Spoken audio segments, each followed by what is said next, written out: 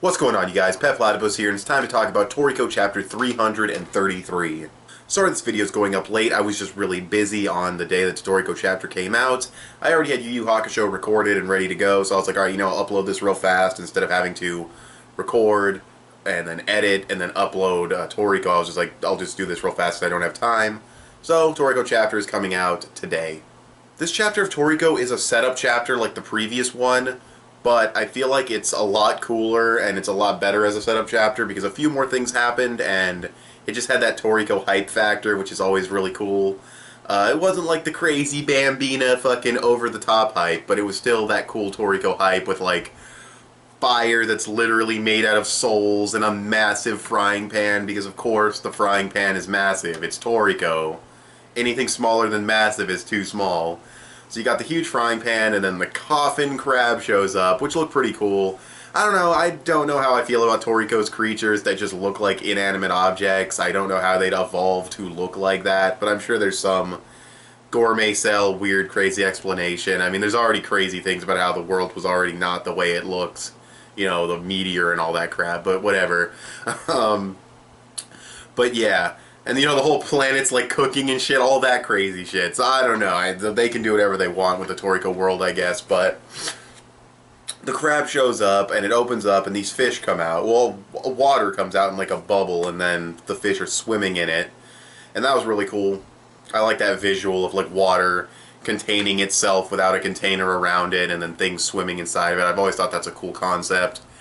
Nothing new, but it was just cool to see it there. And I believe the dude with like 4 arms, and I think it was the guy, he had like the swirly hair. I'll double check that real fast. Yes, it was the swirly haired guy, Condor Window. He comes in there to go after these leaf fish, which come from like multiple gravity Area 5. That's going to be cool when they eventually go there, because they most likely will. He goes in there and he's actually able to knock the fish. The fish were way bigger than I thought they'd be, by the way. When they first went in there, I was like, oh, there's fish. He goes in there and this thing's like about to eat him. I'm like, holy shit, that thing's actually massive. But yeah, leaf fish. I thought its scales looked kind of weird, like feathers or something, or kind of like leaves when I first saw it. Not the most creative Toriko design, but it looked cool, and I definitely want to see because it's like a super mega preparation ingredient, so we'll see what happens. And then Yuda, motherfucking Yuda, who's a character I usually don't like care for. He's fine, I guess, but whatever. He's got like the millimeter gag. It's not that funny. He comes in there. He's like, "Get me my knife," and then he comes in here and he knocks his fish. And you see this thing, and you're like, "That's not a knife, bro. That's a fucking sword. That's like one of the nastiest looking swords I've ever seen, and you're calling it a knife? Like, no, you're wrong. It's just like fucking Ichiru with the knife to cut air that he had. Bullshit. No bullshit. That is not a knife. Relax. It's a sword. It's crazy how over the top Toriko goes. I mean, and especially Yuda's. Yuda straight up looks like a sword, like 100%. I'm not complaining at all. It's just so funny how over the top the knives can be in Toriko. I mean, even Komatsu's is so devastating, but at least it looks like a knife. But anyways, this little exchange they have is kind of cool. The one dude talks in like megatons and he talks in millimeters, so that's kind of like the opposites, I guess. And then he's like, "Oh, you're older than me." Yuda's like a shit ton of years old, and this guy's like, "Yeah, I'm fucking still young at this," or whatever, 3,000 years old. And he's like, "Oh, I've never challenged anybody younger than me." And he's like, if you don't use every millimeter of your memory against me, you're gonna lose, bro. You're gonna lose to the kid. And I was like, all right, Yuda, pretty good, pretty good. It wasn't like the greatest line of dialogue, but considering I don't really care for Yuda that much, it was kind of cool.